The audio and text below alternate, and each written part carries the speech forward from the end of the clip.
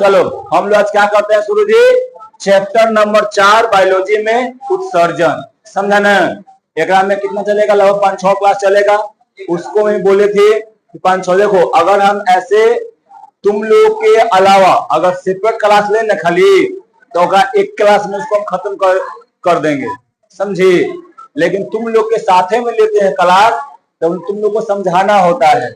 इसके लिए एग्जाम में हमको थोड़ा सा ज्यादा टाइम लग जाता है। और नहीं तो अगर अकेले ऐसे ही लेना, खाली ऑनलाइन ऐसे ही ले हमें, तो एक दिन में क्या कर देंगे, खत्म। समझा? चलो शुरू करते हैं हम लोग। क्या है पार्ट 4 यानी उत्सर्जन। देखो उत्सर्जन क्या है पहले बताओ। उत्सर्जन क्या है बोलो। जैसे में देखो, सुनो पहले सुनो, हम लोग पहला चैप्टर में क्या पढ़े कि खाना वो खाए पचा लिए, है ना? खाना को पचाकर माइक्रो बिलाई के द्वारा, सुनो, यहाँ बिलाई के द्वारा छोटी आंत में ऑब्जर्व कर लिए थे। फिर दूसरा चैप्टर में क्या किए थे जी, श्वसन करा के ऊर्जा को तोड़ लिए थे। तीसरा चैप्टर में परिवहन करा लिए थे कि एक जगह से दूसरे जगह पर क्या कर जाए जी, वो चला जाए, है ना? और चौथा चैप्टर में क्या पढ़ेंगे कि सब क्रिया हो गया और सब से ऊर्जा निकल गया, तो सब से कचरा पदार्थ भी तो निकलता है उससे ना। अब मान लो कोई चीज हम लोग सब्जी ला रहे हैं, तो सब्जी को बना ले रहे हैं, तो सब्जियां में उसको बढ़िया से धो धा के ला के धो धा के और उसको क्या करते हैं, चढ़ा देते हैं, तो कम से कुछ कचरा भी तो निकलता है। उसी प्रकार से हमारे शरीर में जो पाचन क्रिया होता है, जो परिवहन होता है, जो श्वसन होता है, उसके दौरान क्या होता है जी, कुछ कचरा पदार्थ भी निकलता है ना? और वही कचरा पदार्थ निकालने की प्रक्रिया, शरीर से बाहर निकालने की प्रक्रिया को हम लोग क्या कहते हैं, उत्सर्जन कहते हैं। क्या कहते हैं? उत्सर्जन। समझा सुनो है? तो शरीर में जितना है सब प्रक्रिया हो गया। पहला चैप्टर में तो खा लिया था, बढ़िया से पचा भी लिया था। दूसरा चैप्टर में श्वसन कर लिया था। तीसरा चैप्टर में क्या कर लिया था, परिवहन। और चौथा चैप्टर में जो भी शरीर के अंदर में उत्सर्जित पदार्थ, कचरा पदार्थ जमा रहेगा, उन सब को क्या कर देंगे, हम निकाल के बाहर कर देंगे। वही क्या कहलाएगा, उत्सर्जन। कोई दिक्कत नहीं ना? अब देखो, तो वैसी प्रक्रिया जिसके द्वारा जीवों के शरीर में उत्पन्न अपशिष्ट पदार्थ हो, यानी अपशिष्ट का मतलब क्या, कचरा को शरीर से बाहर निकाला जाता है, उसे उत्सर्जन कहते हैं। जैसे में यूरिया खाद नहीं, खाद नहीं तो समझ। ये सुनो पहले, जब हम लोग के शरीर में क्या करते हैं, पानी पीते हैं या बहुत सारा भोज्य पदार्थ खाते हैं, है ना? तो उससे क्या होता है ना छोटू, उससे क्या होता है कि बहुत सारा जो है ना अपच पदार्थ के द्वारा यूरिया का भी कुछ अमोनिया का निर्माण हो जाता है। किसका निर्माण होता है जी, अमोनिया का। अमोनिया जो होता है वो हम लोग के शरीर में ना लगले बदल जाता है, किसमें, यूरिया में बदल जाता है।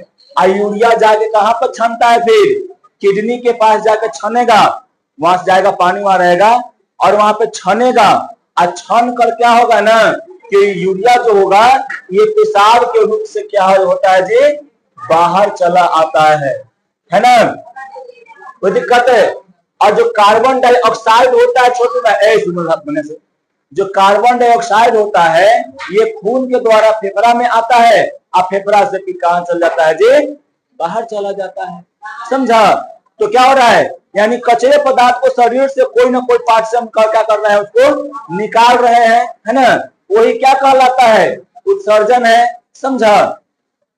अब जैसे में देखो, हम लोग के शरीर में ज्यादा गर्मी, बहुत सारा जो है ना लवण हो जाता है ना? तो वो क्या करता है, पसीना के द्वारा बाहर वो निकल जाता है। समझा? तो ऐसे क्या होता है, बहुत सारा हम लोग के शरीर में उत्सर्जन होता है। देखो, जीवों के शरीर में उपाचयिक क्रियाओं के फलस्वरूप उत्पन्न अपशिष्ट पदार्थों का निष्कासन क्या कहलाता है जी, उत्सर्जन। यहाँ पे एग्जाम्पल देवल है, ये पहला परिभाषा हो गया सिंपल वाला, और ये तुम्हारा किताबी भाषा है ना? ये अपना से बनाया गया है। ये क्या है जी? किताबी भाषा है। समझा?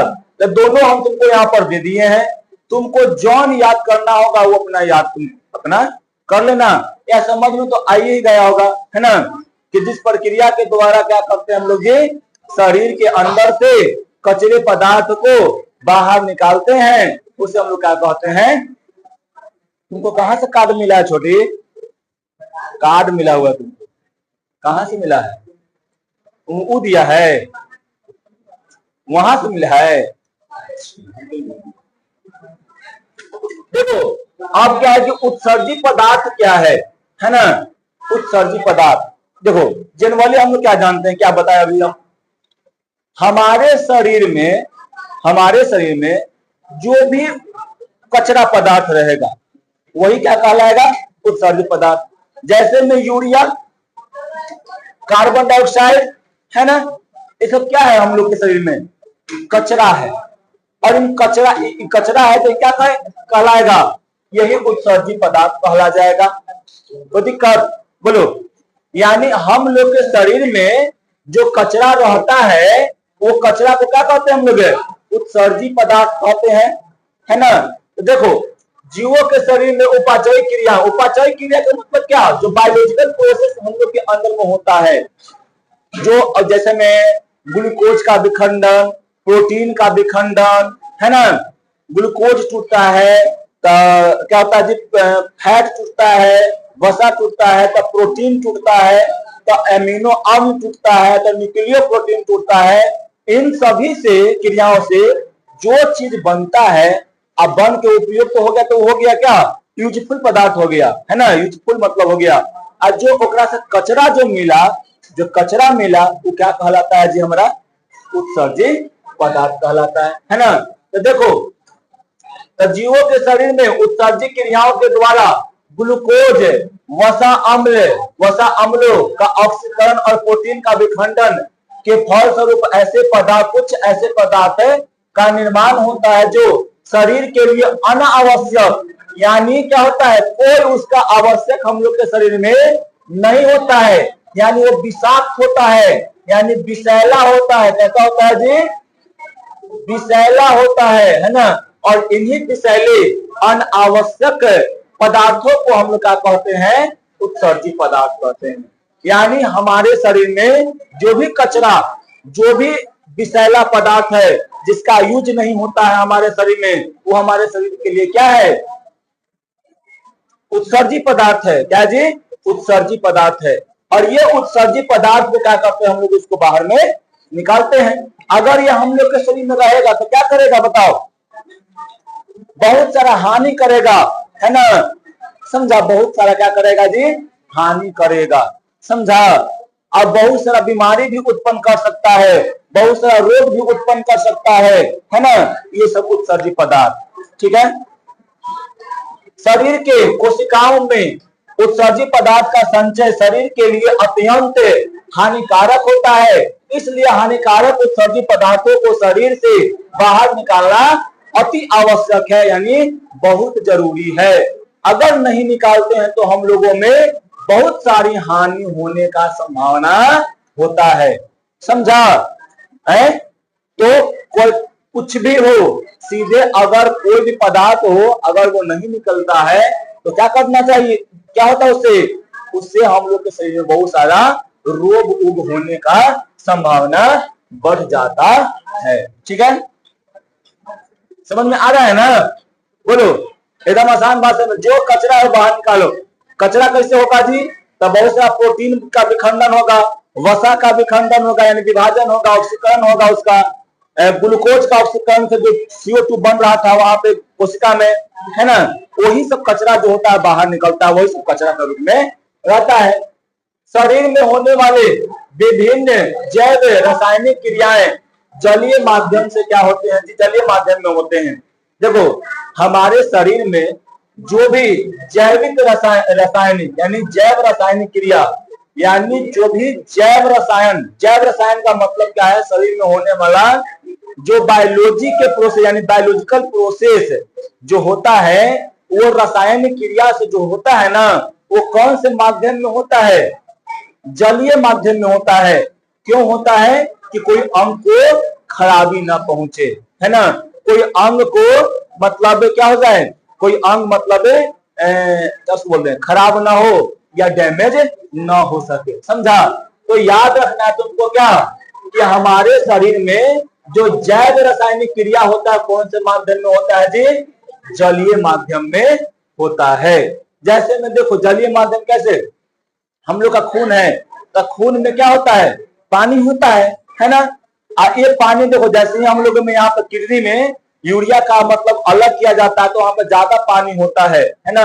कहा जाता है कि लगभग एक दिन में 180 लीटर पानी को, यानी खून को, लगभग खून को, हाँ 180 लीटर, 180 लीटर जो है ना वो काम में रिफाइन करता है पानी, समझे ना। यानी 180 लीटर जो रहता है वो पानी को मतलब रिफाइन करता है। पानी या खून यही दूर में था, वो कल आ रहे हैं, समझे ना। लाइन गया घर, समझा, लाइन गया, ठीक है। तो देखो ऐसी क्रियाओं के फलस्वरूप शरीर के जल के अंश स्थिति के अनुरूप बढ़ते घटते रहते हैं। देखो यही सब क्रिया यानी जैव रासायनिक क्रिया जो होता है हमारे शरीर में जल के द्वारा, है ना। देखो इधर, यानी जैव रासायनिक क्रिया जो होता है ना जलीय माध्यम में, वो जलीय माध्यम में जो होता है जिसके कारण जल का जो अंश होता है ना वो कभी कभी घटते रहता है और बढ़ते रहता है, समझा। अतः शरीर में जल की संतुलन का मात्रा होना अनिवार्य है, समझा। बताओ हम लोग के शरीर में जल की मात्रा कितना रहता है? लगभग 70% रहता है। कितना रहता है जी? 70% रहता है, समझा। कितना प्रतिशत रहता है जी? 70% रहता है, समझा। कितना प्रतिशत रहता है हम लोग के शरीर में? 70% रहता है। इधर ध्यान दो, ध्यान दो, समझा। तो देखो ये जो संतुलन है ना शरीर का जल का जो संतुलन है वो इतना रहना चाहिए। अगर नहीं रहेगा तो बहुत सारा बीमारियां उत्पन्न हो सकता है। पहला बीमारी जो है ना, तुम लोग का खाना ही नहीं पचेगा बढ़िया से खाना, अगर पानी कमी होता है तो बढ़िया से खाना भी नहीं पचता है। और क्या बना जाता है जी? गैस का निर्माण करता है और उसके बाद झड़ने करता है कि ना। देखो शरीर में जल की मात्रा का संतुलन जिस क्रिया द्वारा होता है उसको क्या कहते हैं? जल संतुलन। तो बहुत सिंपल है, जौन प्रक्रिया के द्वारा जिस विधि के द्वारा जल का संतुलन हमारे शरीर में होता है वही विधि को हम लोग क्या कहते हैं जी? जल संतुलन कहते हैं, समझा। सामान्यतः उत्सर्जन एवं जल संतुलन की क्रिया साथ साथ संपादित होता है। याद रखना, उत्सर्जन का प्रक्रिया और जल संतुलन का प्रक्रिया दोनों एक ही साथ में होता है, समझा। जैसे कुछ पानी शरीर से बाहर निकला वैसे ही कुछ क्या चाहिए दिखता है, कुछ जैसे पानी निकलता है वैसे हम लोग को प्यास लग जाता है ना। और क्या होता है वहां पे हम लोग जो है उस पानी लेते हैं और फिर क्या होता है वो जाता है, अवशोषित होता है और फिर वो मेंटेन हो जाता है, समझा। तो ये दोनों प्रक्रिया जो होता है वो क्या होता है? एकदम साथ साथ होता है, ठीक है। देखो उत्सर्जित पदार्थ कैसे बनता है और कैसे निकलता है, समझा। कैसे हमारे शरीर में उत्सर्जित पदार्थ का निर्माण होता है। अब कैसे बनेगा जी? तो हम बताए देखिए कि हमारे शरीर में बहुत सारा उपाचय क्रिया होता है, यानी बायोलॉजिकल प्रोसेस होता है। वही बायोलॉजिकल प्रोसेस का कारण क्या होता है? उत्सर्जित पदार्थ का निर्माण, है ना। देखो जंतुओं के शरीर में बनने वाला प्रमुख उत्सर्जित पदार्थ है कार्बन डाइऑक्साइड है, जो कार्बनिक अणुओं के विखंडन से बनता है। ये हम तुमको बतलाए थे, बता दें छोटू कि कार्बन डाइऑक्साइड कैसे बनता है। दो कैसे बनता है? ये ग्लूकोज था,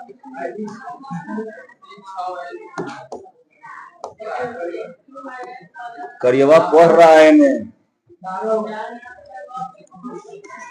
फिर क्या होगा जी? ऑक्सीजन आई क्या कर देगा? कार्बन डाइऑक्साइड प्लस में वाटर और प्लस में क्या करता है जी? ऊर्जा का निर्माण कर देता है, समझा। तो इन सब चीजों को क्या कर, सुनेगा ध्यान दो। तो देखो ये कहां पे होता है? ये कोशिकाओं में होता है। कहां होता है जी? कोशिकाओं में होता है ना। तो यही प्रोसेस के द्वारा क्या निकलता है? Carbon dioxide. तो देखो ये कार्बनिक पदार्थ है ना जी, ग्लूकोज। ग्लूकोज क्या है? कार्बनिक पदार्थ है कि अकार्बनिक पदार्थ है? कार्बनिक पदार्थ है। और यही कार्बनिक पदार्थ के द्वारा क्या बनता है? कार्बन डाइऑक्साइड बनता है। और जो क्या होता है जी? उत्सर्जी पदार्थ के रूप में रहता है ना। कार्बन डाइऑक्साइड का शरीर से निष्कासन जंतुओं में विभिन्न श्वसन अंगों जैसे फेफड़ा, गिल्स, श्वास नलिकाओं यानी ट्रैकिया इत्यादि के द्वारा क्या होता है जी? बाहर आता है। समझे? मान लो कि हम लोगों में होगा ये, अगर प्रक्रिया ये वाला हो रहा है, एकरा से जल यानी क्या बन रहा है जी? कार्बन डाइऑक्साइड बन रहा है। तब तो किसको से निकलेगा? फेफड़ा से निकलेगा। अगर वही मछली में बनता है तो क्या निकलता है जी? गिल्स से।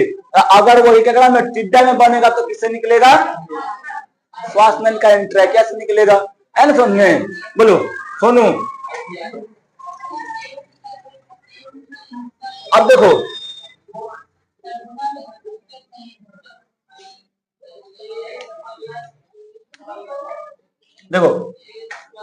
प्रोटीन तथा एमिनो अम्ल के विखंडन के फलस्वरूप नाइट्रोजनी पदार्थों जैसे में अमोनिया, देखो ये सब क्या है जी?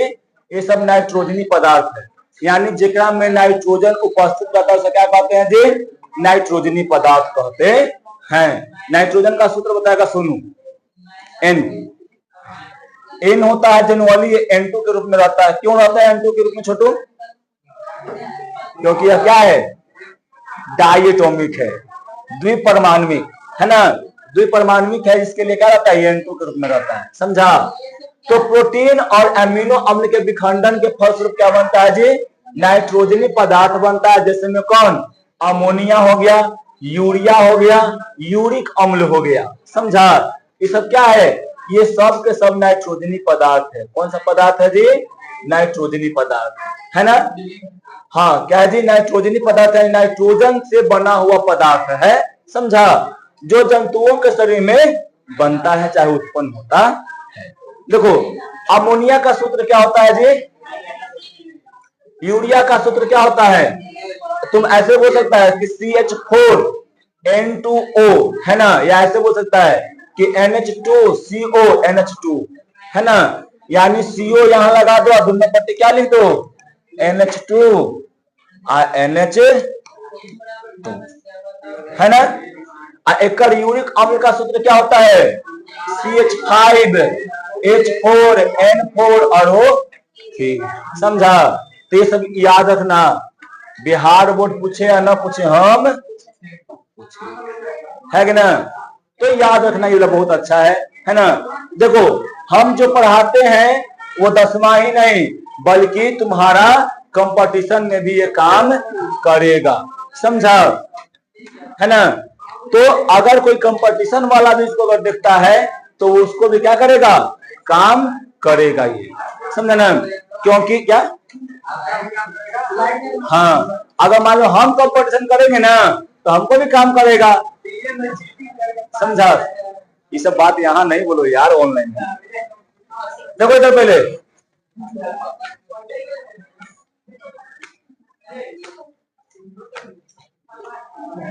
देखो, प्रोटीन के विखंडन से शीघ्रता से बनने वाला पदार्थ कौन होता है जी? अमोनिया। मान लो प्रोटीन का विखंडन हुआ तो सबसे पहले कौन बनेगा? कौन बनेगा छोटे? अमोनिया बनेगा, है ना। कौन बनेगा?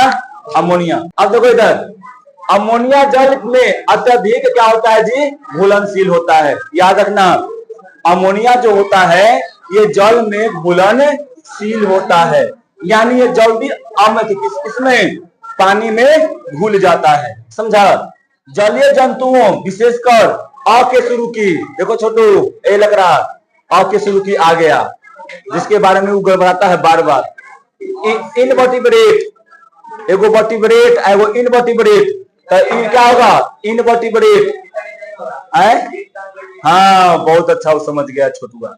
में अमोनिया का शरीर से जल में निष्कासन शीघ्रता से, देखो जैसे में मछली है जो भी जलीय जीव है, देखो याद पहले इतना तो पहले ये बात पहले याद रखो कि अमोनिया वही जीव में ज्यादा रहेगा, वही जीव में ज्यादा रहेगा जेकरा में क्या रहता है जी, पानी ज्यादा मात्रा में रहता है, जो पानी में रहता है। यानी जो जलीय जंतु जीव जो रहते हैं, जलीय जीव जो रहते हैं, उनमें किसका निर्माण ज्यादा होता है, जलीय अमोनिया का होता है। किसका होता है जी, अमोनिया का होता है। और ये अमोनिया का ही रूप में शरीर से बाहर निकल जाता है, समझा। यानी मछली हो गया और भी जो जलीय जीव है, उन सभी में उत्सर्जी रूप, जैसे में देखो हम लोगों में जो है ना, तो क्या निकलता है, यूरिया निकलता है, समझा। लेकिन जो है मछलियों में जो जली, यूरिया मतलब होता है ना, पेशाब में यूरिया रहता है, समझा है।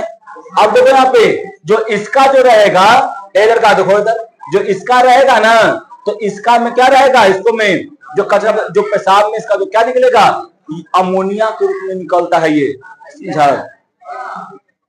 पहला बात तुमने समझा, फिर समझाते हैं। देखो जो वह जंतु जो जल में ज्यादा रहता है, जेकर चारों तरफ जल ही जल है, वो किसको रिलीज करेगा शरीर से, अमोनिया को, समझा।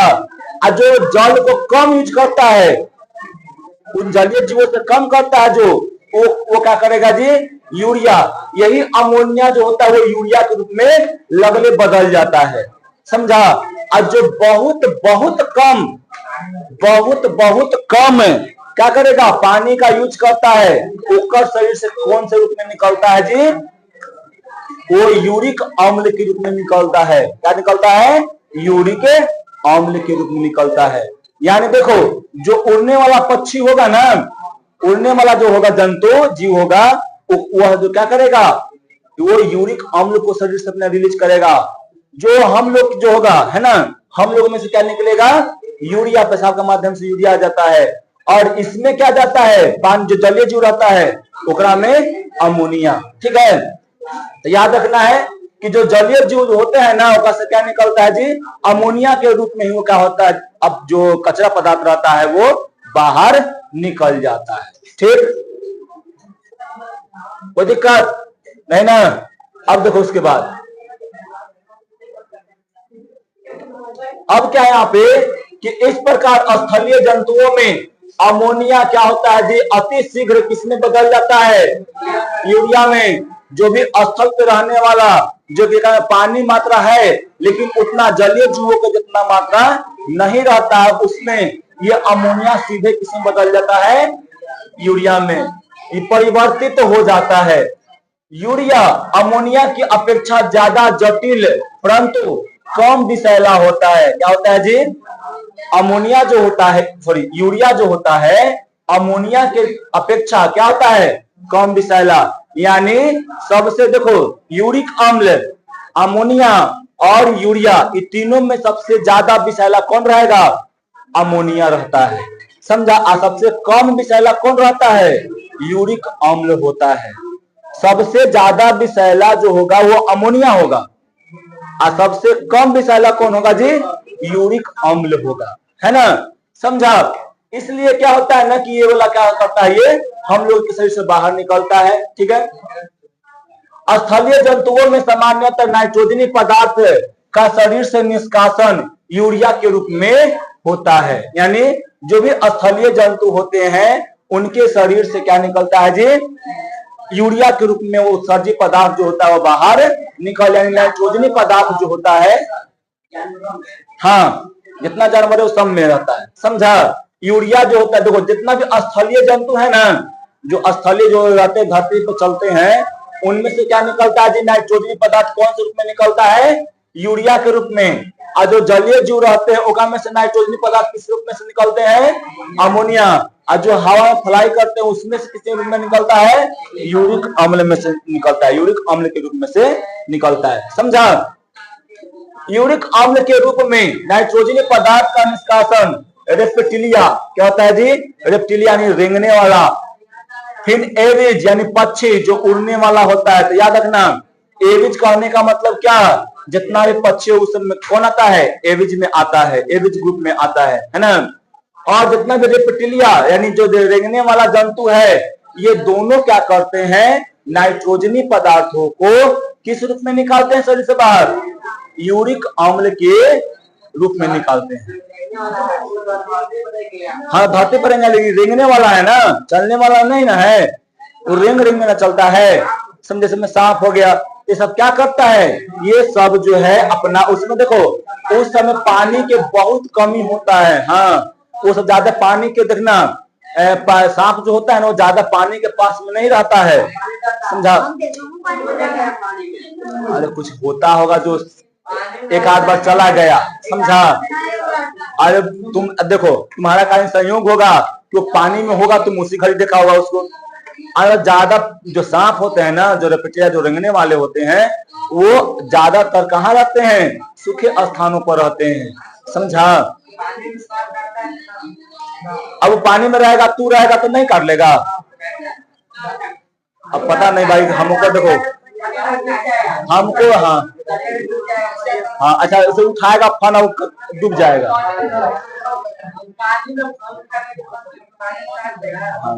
अब देखो मान लो कि एक सेकेंड, मान लो पानी में फन उठाना चाहेगा तो चल जाएगा पानी के ताप से, तो दबाव नहीं रहेगा, कुछ है नहीं। तो एक समझा कि जो जलीय जीव होगा में से कौन सा पदार्थ निकलेगा, यूरिया, सॉरी अमोनिया। जो जलीय जीव रहेगा में से क्या निकलेगा जी, अमोनिया। और जो धरती पर चलने वाला सब रहेगा ना, ओकरा पर क्या निकलेगा, यूरिया निकलेगा। और जो आकाश में या जो रेंगने वाला या जो आकाश में उड़ने वाला होता है, जो पक्षी सब होता है, वो क्या निकालता है जी, यूरिक अम्ल को सबको, ठीक है। अब जंतुओं में उत्सर्जन है ना, तो इसको हम लोग क्या करेंगे, कल देखेंगे, समझा। ए भी बैठो, क्या बहुत कम है, बहुत कम है क्योंकि लेट शुरू किए।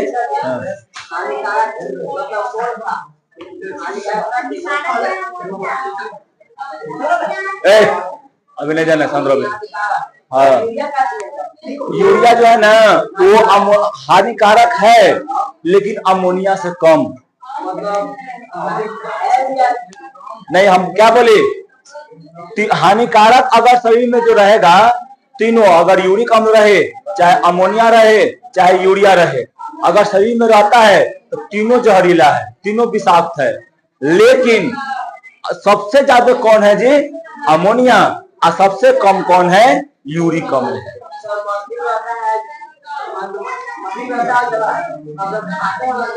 नहीं शरीर से बाहर निकाल देता है ना, जितना भी यूरिक अमोनिया होता है वो क्या करता है, शरीर से उसको बाहर निकाल देता है, समझा। ये नहीं कि उसमें रहता है अंदर में, समझा है।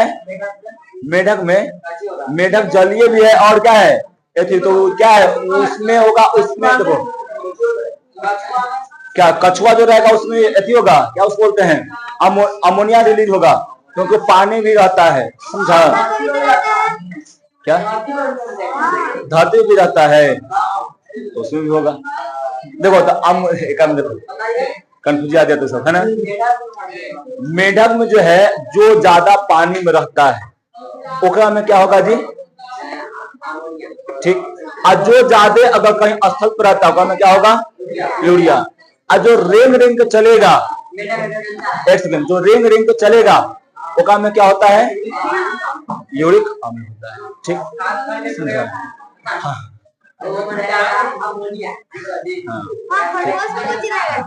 खरगोश में वो क्या है, वो जो है ना उका में अथी यूरिया होता है, समझे, यूरिया,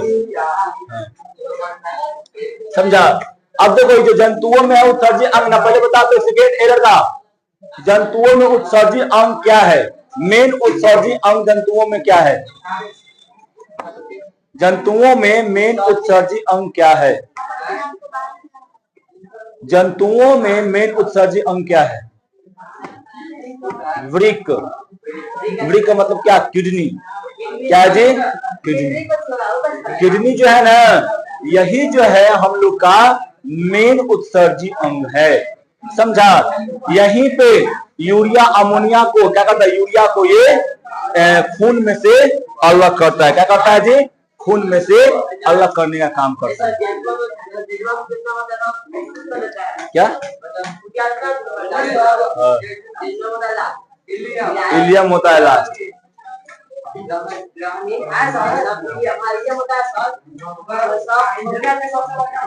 इलियम ग्रहणी मंझिला हो गया यदि नाम एक सेकंड बोले। हाँ बिलाई। हाँ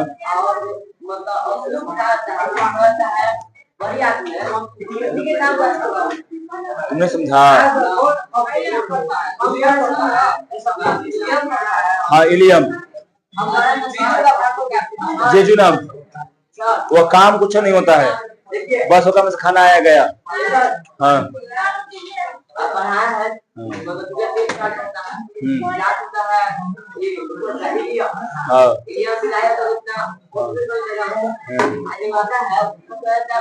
हाँ तो वो कौन होता है? वो खाने का अपशिष्ट होता है।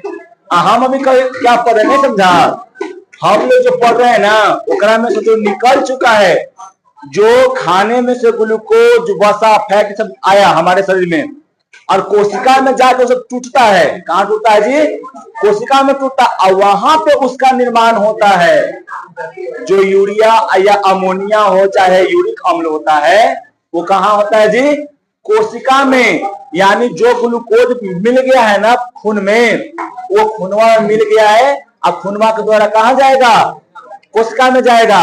और कोशिका में जो उसका टूटेगा जब ना वो, तब जाके वहां पर क्या होगा? वहां पे जो है नाइट्रोजनी पदार्थ बनता है और वो नाइट्रोजनी पदार्थ फिर वो खूनवा कहाँ आएगा? वहां से जाएगा किडनिया में। और किडनिया में क्या होगा? अरे वहां से आएगा पूरा ब्लड आएगा और फिर पहले किडनी में जाएगा और किडनी में से पहले यूरिया को चाहे अमोनिया को क्या करेगा? वो हटाएगा। समझा? अब वहां से हटा के अब फिर कहाँ जाएगा? वो फेफड़ा दिल में जाएगा और दिल से फिर कहाँ जाएगा? फेफड़ा में। और वहां ऑक्सीजन लेगा और फिर से कहाँ जाएगा? वो लेके पूरा फिर से बॉडी में जाएगा, फिर हार्ट में, फिर से पूरा वहां से बॉडी में जाएगा। तो ऐसे होता है।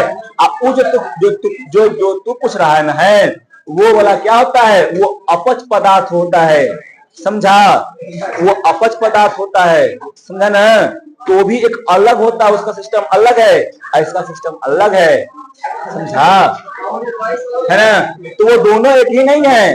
किडनी का काम होता है जो भी खून में ब्लड में जो रहता है कचरा पदार्थ उसको अलग करना होता है। समझा है? कोई दिक्कत है? तो याद रखना बहुकोशिकीय जंतु में क्या होता है जी? अपशिष्ट पदार्थ को निकालने के लिए वो खास अंग रहता है। क्या रहता है? खास अंग। क्या नहीं? पहले जब आदमी तो सब रुक जाओ। बहुकोशिकीय जंतु है ना, यहाँ क्या बोल दिए? बहुकोशिकीय, जटिल बहुकोशिकीय। बहुकोशिकीय जंतु भी दो प्रकार के, एगो सरल बहुकोशिकीय जगह में हाइड्रोजन आता है ना, आज जटिल वाला होता है। तो जटिल वाला जो होता है वो अलग होता है, जैसे हम लोग आते हैं जटिल वाला में, और सरल वाला में कौन आता है जी? हाइड्रा सब आता है। पेड़ पौधा नहीं बोल रहे हैं, जंतु बोल रहे हैं, तो हाइड्रा सब आता है ना। तो वो अलग होता है, हम लोग अलग वाला में हैं। समझा? जटिल वाला में। तो ये सब बहुत सारे कोशिकाओं से मिलकर बना हुआ है जी। एक में ट्रिलियन ऑफ रहता है, ट्रिलियन यानी ट्रिलियन मेगा का कोशिका रहता है। समझा? तो एक में अलग अलग उत्सर्जी अंग होता है, यानी सब चीजों के लिए, हर एक चीज के लिए हर एक अंग खास रहता है। परिवहन के लिए अलग रहता है, फिर उत्सर्जन के लिए अलग, पाचन के लिए अलग, यानी हर एक अंग जो होता है वो अलग अलग कोशिकाओं से बना होता है। समझा? हाइड्रा में एक ही होगा, विसर्जन क्रिया के द्वारा वो कचरा पदार्थ आएगा जाएगा, तो खूब होगा तो 4, 5 गो, 10 गो, 20 गो बस। तो ओकरा मिला रखना जो सरल बहुकोशिकीय होते हैं जंतु ना, उसमें से विसरण प्रक्रिया के द्वारा क्या करता है? वो बाहर निकल जाता है। हाँ, हम लोग में अलग अलग अंग होता है, या हम लोग जैसे जैसे में गाय है, भैंस है, ये सब जो है ना बहुत जटिल बहुकोशिकीय में आते हैं। ऊंट हो गया, हाथी हो गया, जिराफ हो गया, समझा। ये सभी में क्या होता है, अलग अलग प्रकार का उत्सर्जी या चाहे परिवहन या पाचन या सर्कुलेशन, जो भी अंग है वो सब अलग अलग होता है। सुनने आया, बोलो। तो ये सब अंग होता है किसमें, देखो यहाँ पे था, आई देखो यही किडनी है, क्या है जी, किडनी है, समझा ना। आई है मूत्राशय, जहां पे मूत्र जो होता है, जो पेशाब होता है यहाँ पे इकट्ठा होता है, समझा। इसी के द्वारा यहाँ पर आता है, आई स्टोर होता है, इसके द्वारा फिर बाहर निकलता। देखो ये ब्लू वाला कौन है और लाल वाला कौन है, क्या, अरे यहाँ पे आएगा अशुद्ध खून, एकरे में न रहेगा, एक अशुद्ध खून में न रहेगा, ये यूरिया ये सब रहेगा, एकरे में न रहेगा। यहाँ पे आएगा, देखो जाएगा दोनों में, समझा। अशुद्ध खून क्यों चाहिए, एकरा में तो कोशिका है, कोशिका किडनी भी न है, किडनी में कोशिका नहीं है। यहाँ भी तो ग्लूकोज चाहिए और ऑक्सीजन चाहिए ना ऊर्जा के लिए, तब नहीं काम करेगा। अब इसको ऊर्जा देने नहीं करेगा तो काम करेगा ही नहीं, समझा। तो ये देखो एक में दोनों खून आएगा, आज जो खराब का रहेगा उसको छानेगा, हाँ, आज जो एक में बनिका रखता है इसको यूज करता है। यहाँ भी तो यूरिया बनता होगा, यहाँ भी तो कोशिका है, समझा ना, कोई दिक्कत नहीं ना। हाँ ये देखो ये तुम्हारा बुक का है, आज पहले होमवर्क लिखो, होमवर्क, शांत रहो। श्वसन अंग देखेंगे कल सोमवार को, शांति। परिवहन अंग देखेंगे, परिवहन अंग में हृदय, हृदय हाँ बनेगा। और तीसरा जो है ये वाला वृक्क का, वृक्क यानी किडनी का, जो बहु यही वाला बना के लाना है, हाँ नाम के साथ है उसका।